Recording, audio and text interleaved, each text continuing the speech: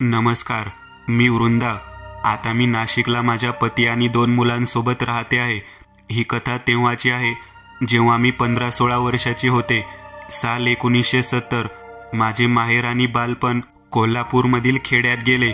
वडिलांचा शेतीचा व्यवसाय होता आणि त्यामध्ये मी, माझी आई आणि माझा लहान भाऊ आम्ही त्यांना जमेल तशी मदत करत असू. शेती वाट्याने असल्याने घरात तेवढे उत्पन्न नव्हते. मी माझे शिक्षण अर्धवट सोडून आईला घरकामात मदत करत होती. खरे सांगायचे तर मला शिक्षणाची भारी हौस होती, पण वडिलांकडे पैसे नसल्याने मी ते अर्धवट सोडले. मी आणि आई आम्ही वडिलांना जेवणाचा डबा घेऊन जायचो आणि त्याचे जेवण होईपर्यंत आम्ही चुलीसाठी जवळपास काही सरपण मिळते का ते पाहायचो. मला तो दिवस अजून आठवतो, ज्यामुळे माझ्या आयुष्याला कलाटणी मिळाली. त्या दिवशी आईला गावातून एका घरात लाडू करण्याचे बोलावणे आले होते. घर तसे ओळखीचे होते, कारण तिकडे राहणारी पिंकीताई आणि तिची आई आमच्या चांगले परिचयाचे होते. पिंकीताई माझ्यापेक्षा 3 वर्षांनी मोठी होती आणि तिला सांगून आलेले मुंबईच्या स्थळाने तिला पसंत केले होते. सुपारी फोडायला लोक येणार होते म्हणून गोड जेवणाचा घाट त्यांनी घातला होता आणि त्यावेळी गावातील जवळच्या बायकांना लाडू बांधायला बोलावले जात असे. तसेच बोलवणे माझ्या आईला आले होते. वृंदा, आज तू जेवणाचा डबा घेऊन जा बासाठी, आईने मला सांगितलं. तसे मी काही आढेवेढे न घेता होकार दिला. आणि हो, येताना सरपण आणायची विसरू नगस. लवकरच पावसाळा सुरू होईल आणि मग कोरडे सरपण नाही मिळणार, आईने सांगितले. तू काय बी काळजी करू नगस आहे, मी आज जरा जास्त सरपण गोळा करते, बोलून मी घरातून जेवणाचा डबा आणि पाण्याचा तांब्या घेऊन निघाले. आमची जिकडे शेती होती तिकडून थोड्या अंतरावर जंगल सुरू होत होते. मी आणि आई नेहमी त्या जंगलाच्या बाहेरून सरपण गोळा करत असू. आज जंगली जनावर नव्हते, तरी सुद्धा तिकडे मला नेहमी एक प्रकारची भीती वाटायची. असे वाटायचे की त्या जंगलामधून कोणीतरी मला पाहत आहे आणि आज मला तिकडे जायचे होते, ते पण एकटीला. कारण नेहमी आई सोबत असायची, पण आज कोणी नव्हते. मी वडिलांना जेवणाचा डबा दिला आणि त्याचे जेवण होईपर्यंत मी तिकडे बसून राहिली. मेचा महिना आणि दुपारची वेळ, वाऱ्यासोबत गरम वाफ सुद्धा शरीराला स्पर्श करून जात होती. आज एकलीच आलीस? आई नाही आली? वडिलांनी विचारले. नाही बा, ते आई पिंकीताईच्या घरी गेले आहे जेवणाला मदत करायला, तिची सुपारी हाय नव, मी उत्तर दिले. अरे होय की, म्या पार विसरलो होतो. ठीक आहे, तू बी लवकर घरी जा आणि आपल्या घरात आवरून घे, वडील मला म्हणाले. होय बा, जाताना आईनं सरपण मागितलं आहे, ते घेऊन जाते घरी, मी म्हणाले. लय आज जाऊ न ग, बाहेर जे काय मिळालं ते घे आणि घरला जा, वडील म्हणाले. आणि मी त्यांना होकार देऊन निघाले. माझी पावलं आता त्या जंगलाच्या दिशेने वळली होती. मनात भीतीची अनामिक चाहूल येत होती. हळूहळू घाबरत मी त्या जंगलाच्या दिशेने जात होती. जंगल आता माझ्या समोर दिसत होते. अनेक झाडे, पक्षी त्या जंगलामध्ये होते आणि त्या पक्ष्यांचे सुमधुर आवाज बाहेरपर्यंत ऐकू येत असत. मी जंगलाच्या बाहेर उभी राहून आजूबाजूला पाहत होते, पण मला ह्यावेळी कोणतेही कोरडे लाकूड किंवा झाडाची तुटलेली फांदी दिसत नव्हती. आजूबाजूला फक्त पालापाचोळा पसरला होता. आज इकडे एक पण लाकूड नाही आणि घरी पण चुलीसाठी सरपण नाही. काय करावं, स्वतःशी प्रश्न करत मी आजूबाजूला फिरून पाहत होते, पण तिकडे मला चुलीमध्ये टाकून जाळण्यासारखे काहीच मिळत नव्हते. आज घरी जेवण करायचे तर चुलीसाठी लाकूड हवे, नाहीतर जेवण कसे बनणार आणि आईला आज उशीर होणार येण्यासाठी, त्यामुळे जेवण बनवायचे माझ्यावर आले होते. काय करावे आता, जावे की नाही असा विचार करत असताना अचानक मोठा आवाज आला आणि मी दचकले. तो आवाज जंगलाच्या आतून आला होता. कदाचित झाडाची वाळलेली फांदी झाडातून तुटून जमिनीवर पडली होती. आज जर ही फांदी घावली तर 8 दिवसाचे सरपण होईल, पण आज जायचे कसे असा विचार करत मी बाहेर घुटमळत होते. जाऊन बघू का? तसे गावचे कुणी बी आत जात नाही आणि आईनं पण सांगितलं होतं आज जाऊ नग, पण आज मी आत नाही गेले तर सरपण, काहीसा विचार करून मी मनाचा हिय्या केला आणि आत प्रवेश केला. 15 पावले आत गेली असीन तसे आतमध्ये गारवा जाणवू लागला होता. बाहेर उन्हामुळे उठणाऱ्या गरम हवेचा कोणताच परिणाम आत जाणवत नव्हता. गडद दाट झाडीमुळे सूर्याचा हवा तेवढा प्रकाश जमिनीवर पोहोचत नव्हता आणि आतील वातावरण थंड, बरोबर थोडे अंधारलेले होते. आतमध्ये बऱ्याच प्रकारची उंच, काही लहान अशी झाडे होती. पायाखाली येणारा पाचोळा तुडवत मी पुढे जात होते. रस्त्यामध्ये मला काही ठिकाणी लहान मोठी अशी सुकलेली लाकडे मिळत होती. ती जमा करत मी अजून पुढे काही मिळते का ते पाहत आत जात होते. कदाचित मी त्या जंगलाच्या मध्यावर होते आणि तिकडे एक डेरेदार वडाचे झाड होते. पाहून तरी ते झाड खूप जुने आहे असे वाटत होते, कारण त्याची मुळे जमिनीत जाऊन पुन्हा त्यातून लहान झाडे उभी राहिली होती. त्या झाडाचे खोड साधारण 6 माणसे एकमेकांचे हात पकडून उभी राहिली की जेवढा आकार होईल तेवढे होते. त्या वडाच्या झाडाखाली मला खूप साऱ्या सुकलेल्या फांद्या पडलेल्या दिसल्या आणि मी त्या गोळा करू लागले.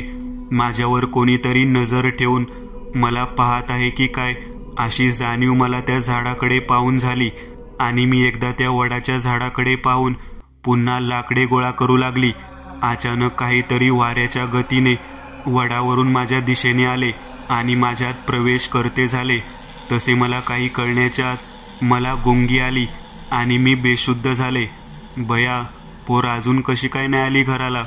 आई काळजी करत माझ्या लहान भावाला म्हणाली, आई म्या जाऊन पाहू का? तायडीला कदाचित बा सोबत असल. माझा भाऊ आईला म्हणाला, नको राम्या, ह्यांचा सोबत असल तर येईल आता. तरी बी तिला सांगितलं होतं घरी लवकर ये, आता दिस मावळत आला आहे. आई चिंतेच्या स्वरात म्हणाली, आई बा आला पण ऐकलं आहे तायडी नाही सोबत. भाऊ वडिलांकडे पाहत म्हणाला, आव वृंदा कुठं आहे? ती आली होती नव तुमच्याकडं? आईने काळजीने बाला विचारले. होय आली होती, पण जेवून झाले की सरपण गोळा करायला गेली आणि तिकडून घरी आली असेल असं मला वाटलं. अजून घरी आली नाही होय? बाने काळजीने विचारलं. नाही, अजून नाही आली घरी. सरपण गोळा करत ती जंगलाच्या आत तर गेली नसेल ना? तुम्ही शोधा ना तिला. कुठे गेली असेल पोर माझी? आईने रडायला सुरुवात केली होती. हे बघ शांत हो, म्या पाहतो गावात कुठं आहे का. राम्या तू बी चल, आपण तिला गावात शोधू, बा म्हणाला आणि ते दोघे मला शोधायला बाहेर पडले. साधारण तासाभराने ते दोघे पण घरी आले. आई त्यांच्या वाटेकडे डोळे लावून बसली होती. जसे ते दोघे घरी आले तसे आईने विचारले, सापडली का माझी लेक? तिच्या ह्या प्रश्नांवर दोघांकडे पण उत्तर नव्हते. कुठं गेली असेल पोर माझी? माझं चुकलं, म्या तिला सरपण आणायला लावलं. आई रडत म्हणाली, बा म्या काय म्हणतो, तायडी त्या जंगलामध्ये तर नसल, म्हणजे रस्ता चुकली असल असे काही. राम्याने एक शंका मांडली. तशी आईनं बा दोघांची बी नजरामध्ये भीती दाटून आली. एक काम करतो, गावात लोक जमा करतो आणि बघतो ती जंगलामध्ये तर नाही ना, असे बोलून बा निघाला. गावातील 15 लोक तयार झाले होते. जंगलामध्ये काय आहे हे सर्वांना माहीत होते, त्यामुळे तिकडे रात्रीचे काय पण दिवसा पण लोक जायला घाबरत होते. पण बाच्या एका शब्दावर ते लोक आपल्या जीवाची पर्वा न करता यायला तयार झाले होते. लाठी, काठ्या, मशाली आणि विजेरी घेऊन 2-3चा गट करून लोक जंगलामध्ये पांगले. वृंदा वृंदा, प्रत्येकजण जमेल तशी माझ्या नावाची आरोळी देत होता. गावातील पैलवान विजयने मला वडाच्या झाडाजवळ बेशुद्ध पाहिले आणि सर्वांना आरोळी ठोकून त्या झाडाजवळ बोलावले. बाने मला तिकडे त्या अवस्थेमध्ये पाहिले आणि हंबरडा फोडला. वृंदा, अगं पोरी उठ ना, काय झाले तुला? भीमा शांत हो आणि पोरीला आधी घरी घेऊन जाऊ, मग पाहू काय झाले आहे ते. हां बराबर आहे. तू आणि शिरप्या तुम्ही दोघं बी डॉक्टरकडे जा आणि त्यांना घेऊन भीमाच्या घरी पोहोचा, आम्ही पोरीला घेऊन येतो. गावातला अजून एक जण म्हणाला. मला बाने खांद्यावर घेतले आणि सर्व निघाले. जंगलामध्ये गेले होते ते सर्व आता आमच्या घराच्या दिशेने येताना पाहून माझ्या आईला रडू आवरले नाही आणि ती भरल्या डोळ्याने येणाऱ्या प्रत्येकाकडे पाहत होती. तेवढ्यात तिची नजर बावर गेली, ज्याच्या खांद्यावर मी होते. आणि ते दृश्य पाहून तिने जोरात रडायला सुरुवात केली. वृंदा, वृंदा पोरी, काय झाले तुला? डोळे उघड ना. आई रडत होती आणि मला हलवून उठवण्याचा प्रयत्न करत होती. हे बघ काकू, तू शांत हो. पोर बेशुद्ध झाली आहे. ती पण त्या मोठ्या वडाच्या झाडाजवळ. डॉक्टरला बोलावलं आहे. मोठ्या वडाचे झाड नाव ऐकताच आईच्या चेहऱ्यावर भीती दाटून आली. डॉक्टर आले आणि त्यांनी तपासले. एक इंजेक्शन आणि काही गोळ्या दिल्या आणि उद्यापर्यंत शुद्धीवर येईल. भीतीने बेशुद्ध झाली आहे असे सांगून ते निघून गेले. हळूहळू सर्व माणसे त्यांच्या घरी निघून गेली. घरात एक प्रकारची शांती वाटत होती. काय व भक्ताला सांगायचे काय? आईने बाला विचारले. नाही, मला नाही वाटत तिला तिकडचे काही लागले असेल. डॉक्टर येऊन पाहून गेले आहेत ना. उद्या सकाळपर्यंत बघू. तू नग काळजी करूस, बा म्हणाला. मध्यरात्रीच्या सुमारास अचानक कोणाचा तरी भसाडा हसण्याचा आवाज आला. तशी आई उठून बसली आणि आजूबाजूला पाहू लागली. तिला फक्त हसण्याचा आवाज येत होता. तिने बाला जागे केले. आव आव उठा, घरात कोणीतरी शिरला आहे आणि विचित्र हसत आहे, आई हळू आवाजात म्हणाली. तसे बा झोपेतून उठला आणि कानोसा घेऊ लागला. त्याला कोणाच्या तरी गुरगुरण्याचा आवाज कानावर येऊ लागला. त्याने कंदिलाची वात मोठी केली. तसे वृंदा त्यांच्या समोर होती. वृंदाची बुबळ सामान्यपेक्षा मोठी झाली होती. दात विचकवत आणि गुरगुर ती भीमा आणि त्यांच्या आईकडे पाहत भिंतीला चिटकून होती. या पोरीला इकडे सोडा आणि तुम्ही तिघे पण निघा, वृंदा भसाड्या आवाजात म्हणाली. कोण आहेस तू? भीमाने घाबरून विचारले. एक विक्षिप्त हास्य करून वृंदा म्हणाली. मी कोण हे महत्वाचे नाही. मला ही पोर हवी आहे, त्यामुळे तुम्ही तिघे पण निघा इकडून. नाही, मी माझ्या पोरीला सोडून नाही जाणार, आई रागात म्हणाली. नाही जाणार? ठीक आहे, मग तुझ्या समोर तुझ्या पोरीच्या शरीराचे लचके तोडतो, मग तर झालं, वृंदा त्याच भसाड्या आवाजात म्हणाली. हे बघ, असे करू नको. तुला काय हवं आहे? भीमाने घाबरत आणि रडत विचारले. मला तुझी पोर हवी आहे, कोवळी पोर, जवानीमध्ये आलेली आणि देखणी. मला हिचे शरीर हवे आहे आणि जर तुम्ही नाही दिले किंवा अडवले तर या पोरीचा जीव घेतो, बोलून वृंदा पुन्हा जोरजोरात हसू लागली. नाही, असे काही करू नग, आम्ही जातो बाहेर, बोलून भीमा, तिची आई आणि घाबरलेला राम्या तिघे पण बाहेर आले आणि दरवाजा जोरात बंद झाला. भीमा म्हणजे माझा बाप पळत गावातील भगतच्या घरी गेला आणि जोरजोरात दार वाजवू लागला. भगत, भगत, दार उघडा. मध्यरात्री कोण आले म्हणून भगतने दार उघडले आणि पाहिलं तर समोर माझा बा उभा होता. भीतीने कापत होता. भीमा, अरे काय झाले आणि एवढ्या रातच्याला इकडं? भगतने काळजीने विचारले. होय, ते वृंदा, तिला त्या वडावरचे ते विचित्र. बा रडत होता आणि पळत आल्याने दमला होता, पण त्याला काय म्हणायचे आहे ते भगताला समजले होते. मला वाटलं होतं काहीतरी होणार, कारण हे डॉक्टरचे काम नव्हं, बोलून भगत आत गेला आणि लगोलग बाहेर आला. त्याच्या खांद्यावर झोळी होती. भीमा, चल, वेळ कमी आहे आणि आज आवस आहे, काय बी होऊ शकते, बोलून भगत आणि बा पळत घराच्या दिशेने आले. आई आणि राम्या घराबाहेर उभे राहून आत काय सुरू असेल ह्याचा अंदाज घेत रडत होते.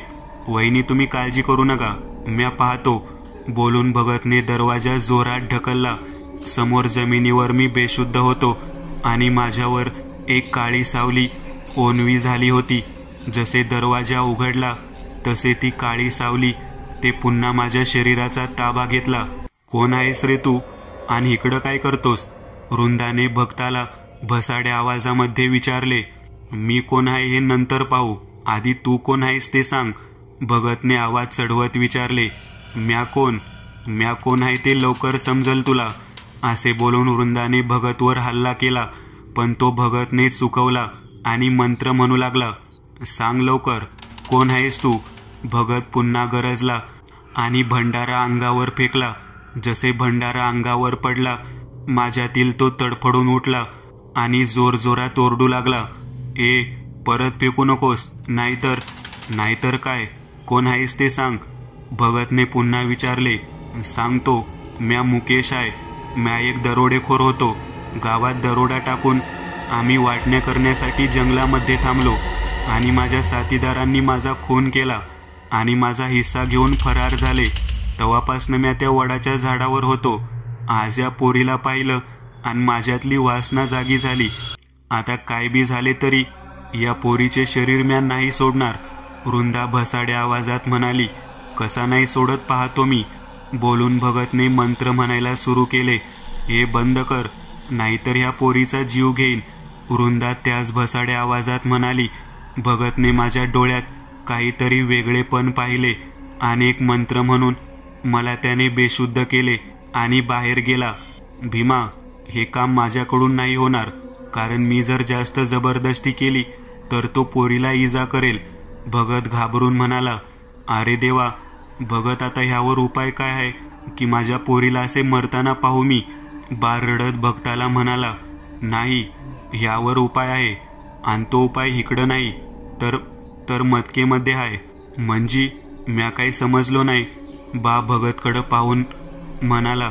म्हणजे मेतकेमध्ये खांब आहे जो श्री संत सद्गुरू बाळूमामा यांनी रोवला आहे. तिकडे ह्या पोरीला घेऊन जाऊ आणि त्या खांबाला हिचे डोके टेकवू. पुढे काय ते मामा पाहून घेणार. बाळूमामा आणि ते कोण आहेत? बाने विचारले. बाळूमामा अवतारी पुरुष आहे, साक्षात भूतनाथाचे अवतार. मामा स्वतः भूत काढत होते आणि त्यांनीच तो खांब मेतकेमध्ये रोवला आहे. असा खांब एक स्वर्गात आहे आणि दुसरा इकडे मेतकेमध्ये. तिकडे आपण वृंदाला घेऊन जाऊ. पुढे सर्व मामावर सोडू, कारण माझा त्यांच्यावर स्वतःपेक्षा जास्त विश्वास आहे. भगत म्हणाला. आणि बाला सुद्धा त्याचे म्हणणे पटले. मला बेशुद्ध असताना त्यांनी मेतकेमधील मंदिरात नेले. मंदिरामध्ये तो लाकडी खांब रोवला होता. सामान्यसारखा दिसणारा त्या खांबामध्ये असामान्य अशी ताकद होती. खांबाजवळ घेऊन जात असताना अचानक मला मध्ये जाग आली आणि मी त्याच भसाड्या आवाजात ओरडू लागले होते. भगत पुढे आला आणि त्याने भंडारा माझ्या मस्तकाला लावला आणि माझे डोके त्या खांबाला टेकवले. माझ्या समोर आता लाल रंगाचा प्रकाश दिसत होता. एक मोकळे रान होते. वातावरणात एक गारवा होता. त्या रानामध्ये मी उभी होते आणि माझ्यापासून एका हाताच्या अंतरावर एक पुरुष उभा होता, ज्याचा चेहरा विद्रूप होता. डोक्याचा भाग फुटला होता आणि त्यामधून रक्ताची धार वाहत होती. एक डोळा निकामी होऊन तो खोबणीमधून बाहेर आला होता. नाक तुटून तिकडे फक्त मोकळे होल दिसत होते. जबडा तुटून लोंबत होता. हळूहळू ते ध्यान माझ्या दिशेने पुढे सरकू लागले. तसे दूर कुठेतरी मला घुंगरांच्या आवाजासोबत काठीचा आवाज येऊ लागला. एक पुरुषी आकृती हळूहळू माझ्या दिशेने येत होती. वातावरणातील गारवा कमी होऊ लागला होता. उंच शरीरयष्टी, डोक्यावर गुलाबी रंगाचे पागोटे आणि त्याची किनार चमकत होती. अंगात सदरा आणि धोतर, खांद्यावर घोंगडे, हातात घुंगरांची काठी अशी ती व्यक्ती समोर आली. त्या व्यक्तीला पाहून माझ्यामध्ये न जाणो कशी हिंमत आली आणि मनातील भीती निघून गेली. हे कोण आहेस तू? ही माझी शिकार आहे. तो विद्रूप म्हणाला. म्या बाळू आहे आणि हे माझे मेंढरू आहे. ह्याला हात लावायचा पण विचार करू नग. मामा म्हणाले. मी नाही ओळखत तुला. असे बोलून तो इसम पुढे येऊ लागला. तसे मामांनी त्याच्या पाठीमध्ये हातातली काठी मारली. जशी काठी त्याच्या पाठीवर बसली तसे तो माणूस जळून हवेत विरून गेला. पोरा, तू काय बी काळजी करू नग. हा बाळू आहे तुझ्यासोबत. जा बाहेर, मामा म्हणाले आणि मला शुद्ध आली. तिकडे घडलेला सर्व प्रकार मी आई आणि बा आणि भक्ताला सांगितला. तसे त्यांनी मला मामाची तस्वीर दाखवली आणि मी मामांना ओळखले. तेव्हापासून आजपर्यंत मी आणि माझ्या घरातले सर्व मामाचे ऋणी आहोत आणि आम्हाला जमेल तेव्हा आम्ही आदमापूर येथे जाऊन मामाचे दर्शन घेतो. मामा मदतीला धावून येतात. हे मी नंतर बऱ्याच वेळा अनुभवले आहे. मी जेव्हा पण कोणत्या संकटामध्ये किंवा आनंदात असते तेव्हा मामाची आठवण नक्की काढते. मामामुळे मला नवीन जीवन मिळाले. खरंच मामा साक्षात देवादिदेव महादेवच आहेत, जे त्याच्या भक्ताच्या त्यांच्या मेंढरांच्या रक्षणासाठी एका हाकेत धावून जातात. मनात फक्त श्रद्धा हवी, मग तो भोळा साम मदतीला नक्की धावेल.